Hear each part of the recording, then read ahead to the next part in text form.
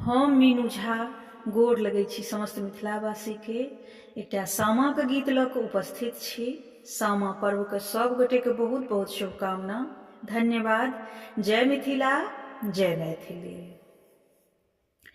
आबि गेलै कार्तिक महीनमा, सामा के दिनमा। आबि गेलै कार्तिक महीनमा, सामा के दिनमा। हमर भैया एबे करता, लाले पीरे डाला अनता। हमर भैया एबे करता, लाले पीरे डाला अनता। डाला सजेती सभे बहिना, सामा के दिनमा। डाला सजेती सभे बहिना, सामा के दिनमा। आबि गेलै कार्तिक महीनमा, सामा के दिनमा।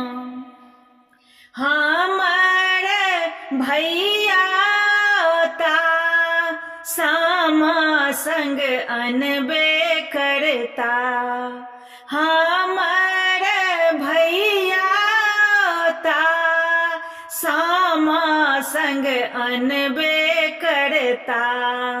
सामा खेला जेबै सभे बहिना, सामा के दिनमा।